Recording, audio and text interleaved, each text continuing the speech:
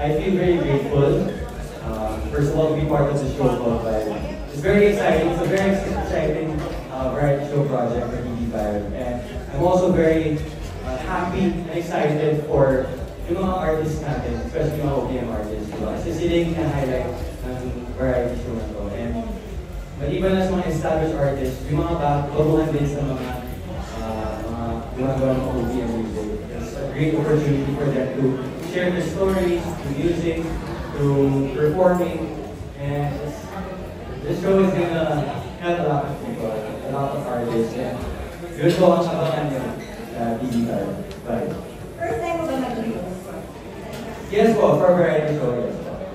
Ayun, ang sino yung mga nilook forward mo na stars na nag-invite or nag-interview sa Interview, well, kasi lately I've been listening to a lot of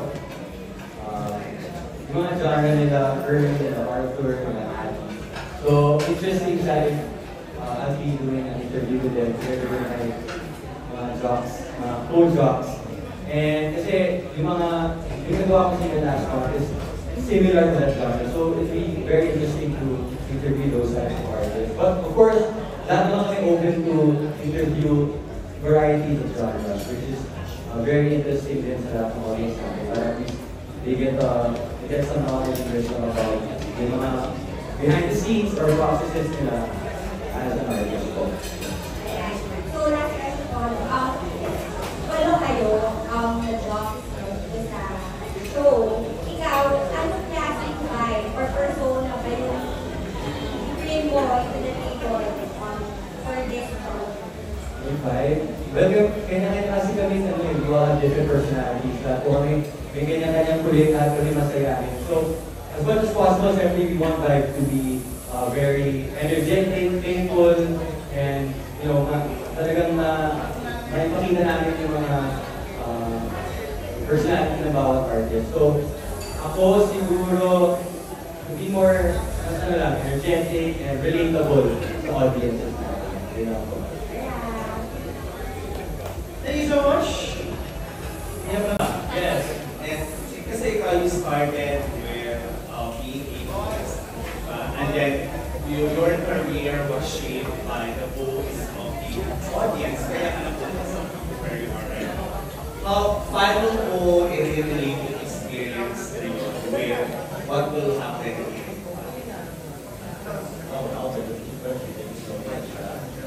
So, ako tayo tungkol sa past ko So, okay, how can I relate to here? Back then I had the opportunity because of the fans who voted for me. But now, we're also going to give it to the fans who will vote for their favorite open artists now. So they can be showcased to our show. At ipakita yung mga talent nila, just like the way I did before. So now it's giving them a new opportunity to showcase their talent, their music to our show. And I'm sure there's so many great OPM artists, especially mga bata ngayon, galing-galing nila, talino nila, sobrang talented nila, and then now this platform is for them.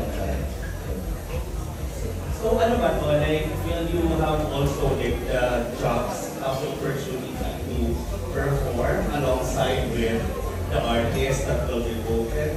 Or parang dito ko kasi nung pet ng makaduwet Tama naman. I guess, depende rin sa skill ng mga artists who are available to come to our show. At kung sino man 5 jobs available din, we get a chance to perform with them either through singing, dancing, or other form of performance like that. So again, it's a collaborative performance we have. It's a nice way to get to know and be with the artist. And lastly, as a vibe job, what do you want to discover of yourself in entering this kind of job? Para sa akin naman, this is a new experience for me. I'm totally just to be hosting among these 25 jobs. Back then, I used to do it for online shows and stuff like that. But now it's going to be one of the biggest shows here at TV5. I'm excited to do that with these guys right here. Thank you, Albert. Alright. Thank you so much. Alright. John, this is pretty big for a person like you. Not just because you're representing sports community. But you're also doing this. I mean, you're the first one to ever do this. So parang ganun. Does it make you more of have a responsibility to represent it? Boy, lalo na medyo kakaiba itong work natin. I would feel like it is my responsibility. I feel like I'm more on proud na meron someone from my community to represent them. And I feel like sobrang bait and sobrang nalilong by production na meron sila sa include na someone from the community to represent the representative message. Yeah. What kind of host are you now that you're going to be part of this program? I kind of Of course. But are you going to be in drag like full time? Is that what's going to happen? sometimes not the platform or sometimes as K-pop. Sometimes may mga panahon kasi natulog na talaga ako. Matulad ngayon, natulog ako. So dapat next week, hindi. Pero may mga times mo na depende po sa program, depende sa rental. We're not here. Or less Thank you. Congratulations. Thank you po! Thank you, Bagramasi. Next question. Anyone here? For Paula and Kay, right? Ano yung masasabi mo? Ano yung masasabi niyo na different sa kahit sa mga variety shows today? Okay po ba yung muna sa ito? Hindi mo na-experience.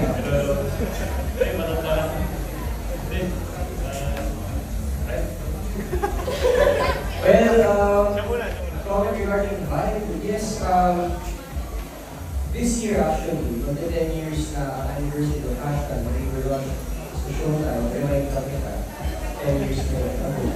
So, yes, me and Paolo, we have experience, along with Anna, of course, we experienced hosting Showtime and online, handled by Circuit actually, of course, so it's going to be a little similar, but Vibe is an entirely different beast. Iba siya sa kasanayan namin before. Medyo napipili kami, oh guys, this is a bit more, a bit more upscale. This is a bit more social, no? Kasi syempre, ang dami namin guests na medyo mas esteem, medyo mas tayo, dito, more artsy, more on the art side tayo. Not so much on the showbiz anymore. Medyo more on that. Highlight that. Yun, kahit pa parang nag-experience sa atin, experience na talaga. Pero sa part ko naman, ang experience ko kasi before na online posting. So, itong like, differences na experience. First time ko mag-post talaga as post. So, for sure naman nagkakaroon pa rin sa atin, pero at least before the practice na rin namin kahit paano. And ang work naman dito namin dito rin talaga was mag-post is to promote OPM artists. For everyone, curious lang kasi medyo iba-iba kayo from yung drag, merong mga bago, meron from independent na. Right now, it's actually yung first time ko lang namin talagang magpunta. Ang gaan yung magpunta namin. Ako lang ma-earn kayo. Ako lang. Oo. For me, magaan. And I feel like yung dynamic namin talagang magiging masaya. Alam mo yun, parang hindi ko nagsisimula yung show. Pero door ng mga na, may mga, yung kwentuhan na, kumitan, mga nagbabaguhan ng mga jokes. And yun na, well, even start the show, what more, di ba? Pag sigurado yung vibe. So, yun dapat mong kabaga. Bukod sa, of course, i-highlight namin yung OPM, syempre, makikita nyo yung iba namin personality nito. Like, pagsasamahan-samahan sa isang stage. And talagang sabong. Oo, magpapasabong lahat and magpapasayahin sa lahat. I disagree with Anna. Ay, gano'n? Grabe ka sa akin. Anyone pa? Did you want to sabihin? Galing ko doon Ito ba, dynamics? Hindi ko mag-factor dito mga bata pa kasi kami. We're all in the same group. Same age group somehow. Diba? Ito na sa mga biruan, sa mga music, sa mga taste, culture. We're all we're all at the same level. We understand the jokes and stuff. Especially when it comes to music also, we like the same type of feeling. So I guess this is gonna show it into our show talaga at ipakita rin sa mga fans at sa mga mananood.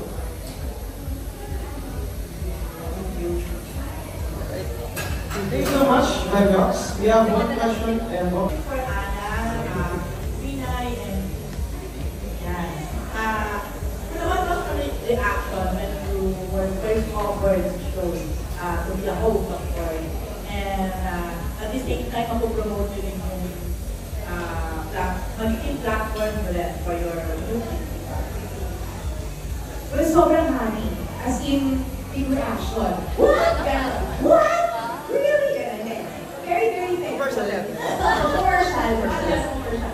But seriously, very, very grateful for this opportunity. Kasi unang-una sa lahat, ito yung show na pinagsama-sama lahat ng mga bagay na talagang love talagang kong gawin. Talagang very passionate ako. Performing, singing, of course, naging music, and of course, hosting. Pagkakasaya ng mga kapatid natin, pinagsama-sama sa isang show, and this is a fan-powered show. So, ako, I love interacting sa mga fans and supporters because sila napakahalaga nila sa atin, and isa sila sa mga talagang instruments na, alam mo yun, tumutulong para ipagpatuloy natin yung entertainment, syempre. So, for me, lahat ng yun, talagang sobrang na-excite ko kasi lahat pinasama-sama talaga dito sa show na to. That's why this one is the hottest music countdown show ng bansa. Ako pala. Ano pala ako? Pero, of course, I'm really, really grateful that I put a sinabi na Diana, and I'm so happy. But at the same time, meron po sa akin na parang pressure. Kasi syempre, bilang isang host, nabigyan ko din kami ang responsibility. So, ayun po, but I guess, hindi naman po binigay sa akin ni Lord kung hindi ko kakailanin, kung hindi ko rin gagawin yung best ko. So, yeah, I'm grateful. And at the same time, siguro masasabi ko rin na happy din ako kasi yun, may connection with the fans. And yun din po talaga yung gusto ko, ano yun, connected with the fans. So, yeah, thank you po. Same po, yung same na sinabi. Pero yeah, sobrang sayo ko nung unang namin na maging part of it. Kasi actually meron mo akong podcast before. So parang nag-iway yung sa naging pattern ko na parang may pwede pala ako mag-post. So nung nalaman ko na OPM pa, sobrang fan ko kasi talaga ako ng OPM music. Kasali lang yung mga local music natin. Actually recently, pumunta ako ngayon sa mga events nila and inukwento ko yung idea nung tayo para malaman nila na may ganito ng platform. Lalo na ngayon, sobrang lakas ng K-pop community. So siguro kailangan ng ganito ng platform para mabigyan sila ng opportunity. Ayun, sabi ko nga rin sa mga before, dream come ko eh. Kasi gawin lang napapanood natin yung show time. Ako, napapanood yung show time. Ito, mga napapanood ko lang before. Pero, ay talaga kasi yung mga kojito mga ito eh. So, yung magiging part ng show na kasama yung mga hashtag, yung mga host natin. Sobrang isang karangalan. And, can't wait na magawa natin yung mga segments natin, mapakilala yung story yung local na behind it. At ayun, sana sunod ko ito. Ano parang additional question lang to Ryle.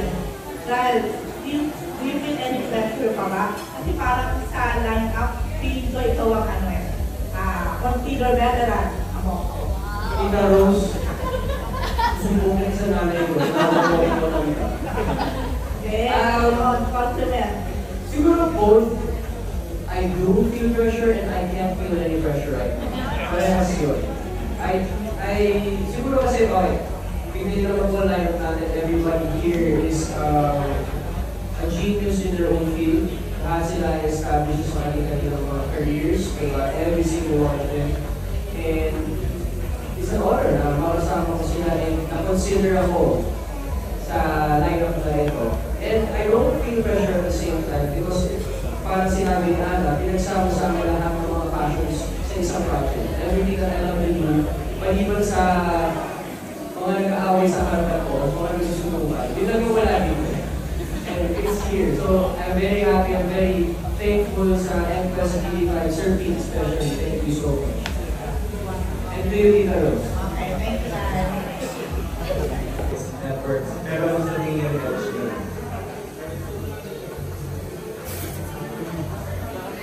I think the question is both factors. I think what separates us is it's parang bagong-bago siya. It's a countdown and it's focused on music, especially the OPM music. So the highlights, the artists, of the Filipino artists, and yung mga composers, musicians, and then coming inclusivity, like any genre, any form of aspect, any form of science, and any form, any gender, anybody can perform and benefit as a see, you always do it.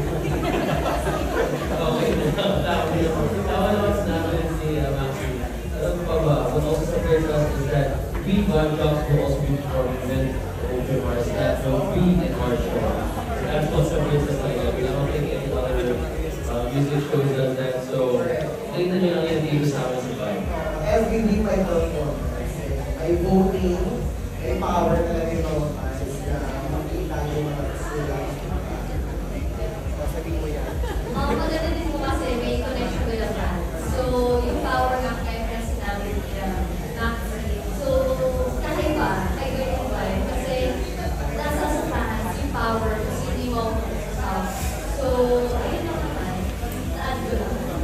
And also, kasi diba, yung mga jobs sila, and kasi sa mga host, nag-perform din talaga kami sa iba-ibang for Mother's Day kami, so I think that's something that is separate with sa ibang jobs. Add ko lang, Vibe will mostly be live. As in real time nakakaros na makakapanood natin here. Nagtanong sila ng Bruma. Nakinig ko sa briefing. I think but yes, majority of what you see on TV and online will be 100% live. So you're pointing to live. Sabi na po yun. Ayun, actually halos nasabi na po lahat eh, pero siguro maabangan ko yung ako excited din ako ma-meet pag nandun na yung audience eh. Nandun na yung mga fans, paano sila mag-react, kung nandun na yung mga idols nila, ano yung mga pwedeng pag-usapan.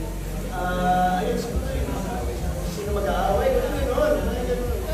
Ayun ako. Kasi gusto ko na agad. Alright, thank you so much. Yes, another question? Yeah, so good afternoon po, MJ, from any of the Vibe Jocks po. So, explain na natin ako ano yung vibe meron sa vibe ngayon. Pwede ba po kami makamigit ng like overview lang kung ano mangyayari sa vibe. Halimbawa po kung sa bawat minuto ay makikita natin sa Vibe Jocks. So, paano yung fan power na choosing of music? Right, there you go. So, Pwede na yung mechanics ng vibe, hindi lang ito yan. Ayun talaga. Alam nyo, hindi ko pwede sabihin lang. Baka mamaya ma-overshare ako. Pero ganun pa man, meron po mga votings, text votings tayo para sa ating mechanics. So, meron po ilalabas si Vibe kung saan po pwede mag-text yung mga fans para po sila ay makaboto. Ano yung sabi ko?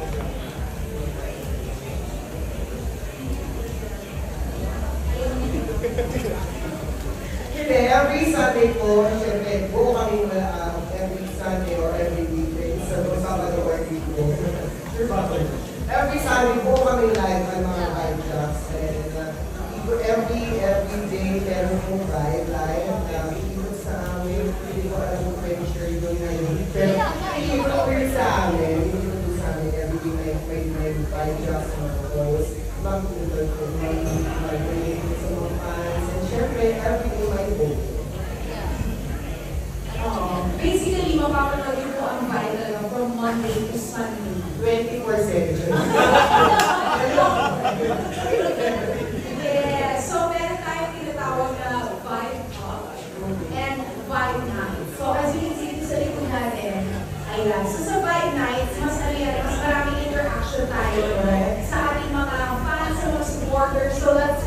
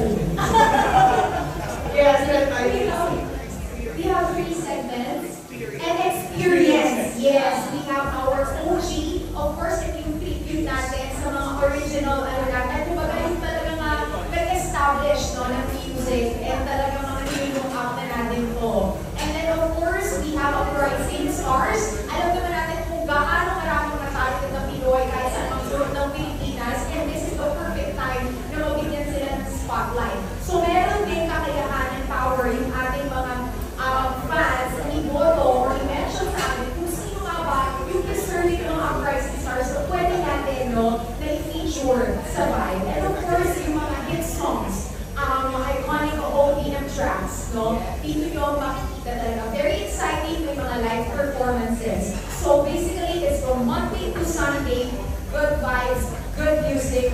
Yan ang nandun answer.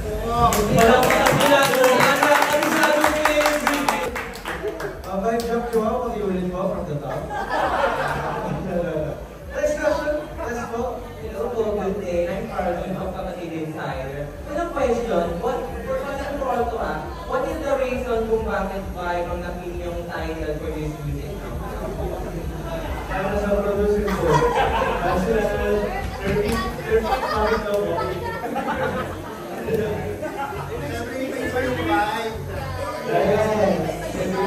I think naisip ng production ng Vibe of Music, I Vibe yung title ng song kasi music has different times. And of course, every music is a representation, every music has a story. Siyempre, iba-iba yung vibe natin, minsan sad tayo, minsan happy tayo, minsan trouble, minsan hindi. So, magandang title talaga yung music. So, kanino? Bye! Next question po. How do you feel na finally meron tayong platform para mabigyan ng spotlight sa mga OPM and P-pop artists? Especially din po audience. We feel great. Diba? Kasi yung iba din sa atin comes from a music background, diba? Or naranasan mo lang yun. Now you have a dedicated place just for that. It's going to change the game dahil alam na kung saan lalabas si ganito, si upcoming group, si established group, si upcoming artist. They all have a place now para teka uwi ng music nila ang vibe. That's what we aim to do to help everybody in the OPM industry. And I think that was a revolution of OPM music. And maganda ko lang, sobrang dami natin magaling ng mga composer, musician, the singer, na kulang sa platform. And I think this is the best platform para sa ating mga musician, composer, sa ating mga artists. Kasi this is parang, ako, as myself, parang, ako hindi ko alam kung saan ako perform, kung saan ako perform ng ganyan song ko. So, meron ako ngayon ng vibe ng mga and I'm very, very excited to everyone, sa lahat ng aking mga co-artists, lahat ng artists, na ipakita nyo yung galing nila sa pagkanta, yung galing nila sa pag-compose, yung galing nila sa pag-perform. Thank you, Lord.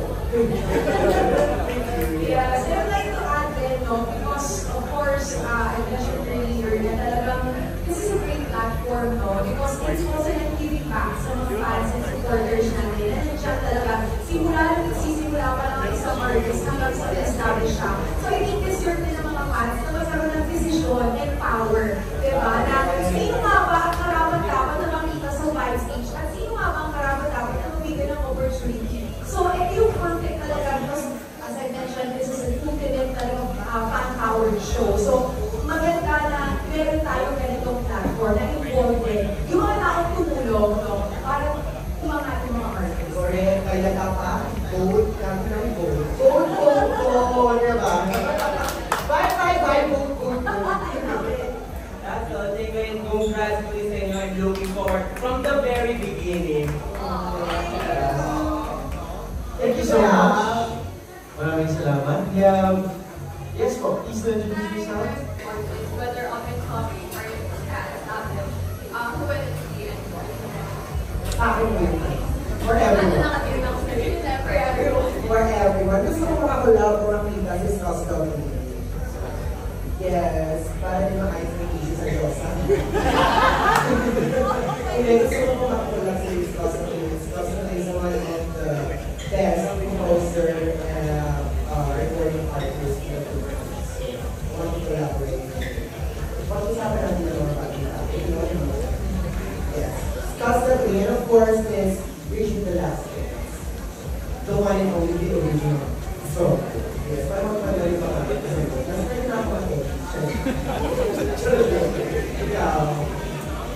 Ako, kasi palagi, konting background, kasi palagi ko sa mga talk shows kasi palagi ko nakakita Mr. Kuyo. So, sabi ko, why not inspiration na ni Sample na? Oo naman meron, guys. Kapangin na lang sa vibe, yung performance. Pero ayun, I'm hoping na sana makakollab ko si Mr. Alejandro while singing Mr. Kuyo. Ayun na naman. Ayun. Grabe, talaga ngayon. Kasi talaga ngayon, ako lumag-yun eh.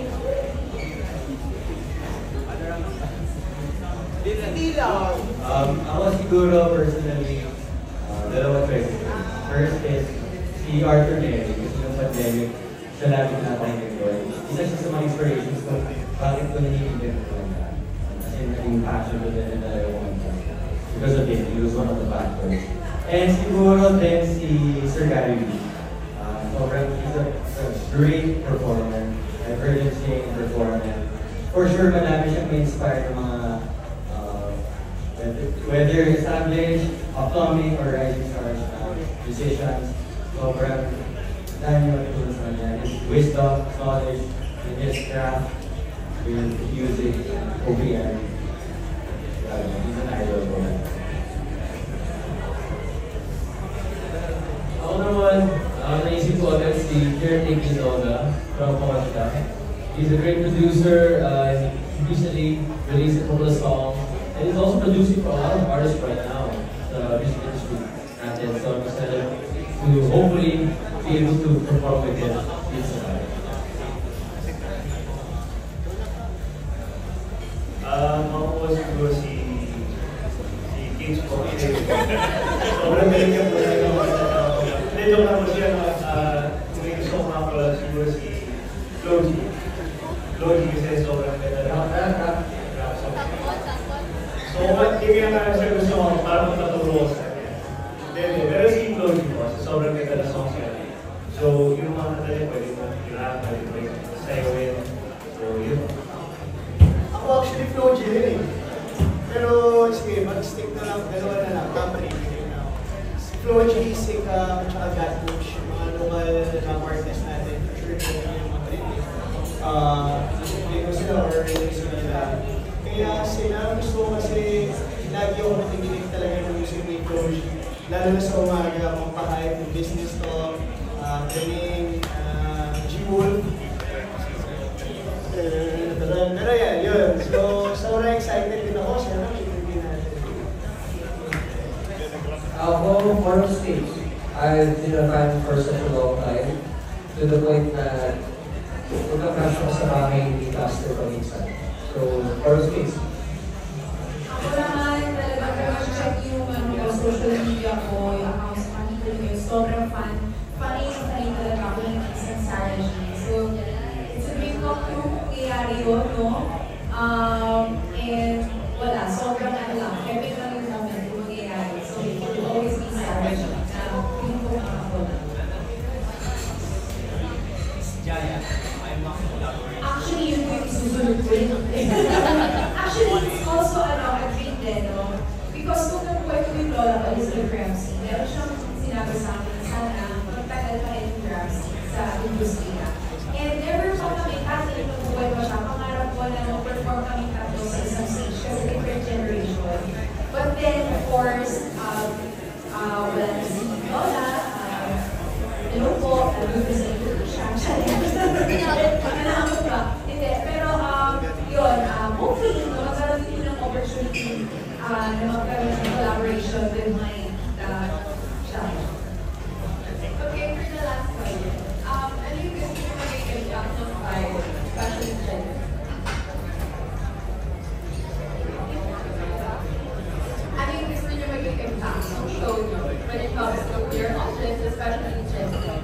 I think sa mga Gen Z ngayon, gusto namin pakita na mas mahalin yung sarili natin.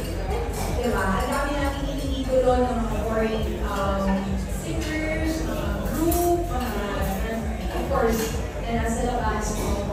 I think gusto namin is, of course, malakas na yung ocean, mas lalo pa natin palalakasin.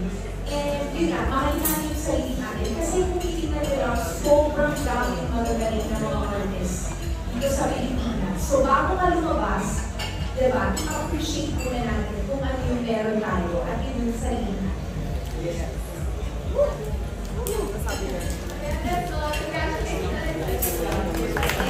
Thank you so much, Mahalin. Ang sariling atin. Alright, of course, we also would like to just to give a quick shout out to UB, the publication, of course, UB. Thank you for coming here, of course. Are you excited?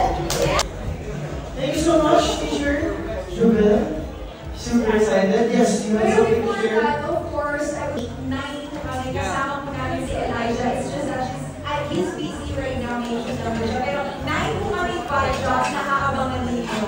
Ayan, thank you very much. Thank you so much. And of course, bukod sa mga 5 drops, meron po kaming pasabog na nandun para sa inyo. Nakikilala namin at natin ang freshest and newest TV talents. Please your eyes on screen.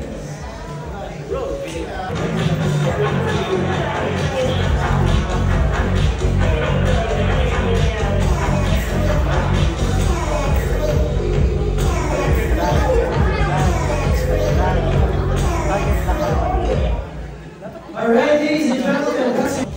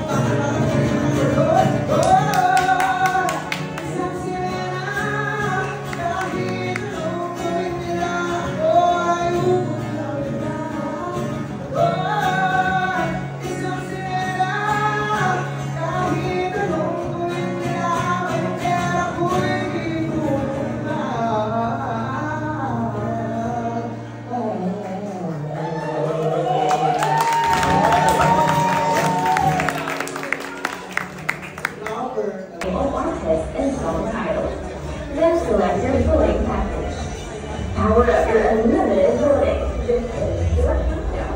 This is your house. Vote now.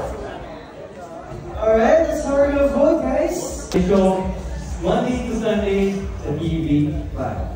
Nice one.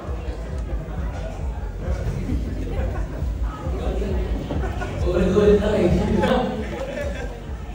So, ayan, muli, lahat po namin kayo na manood. This coming August na po yan. Ang live is the newest and unlimited Power Countdown show na para po sa inyo lahat.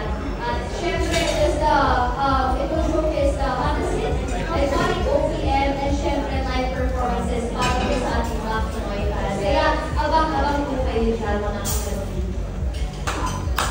Yeah, we're doing it po yan na. Huwag po natin kakalimutan. Everyday may live po yan. So, nakita po tayo. Watch our pilots. So, mga itong susunod. Ililis-sunod po ihanap sila po ng feedback yan. Pero I'm very, very excited. Nakita kayo. Nakita kami. Let's go!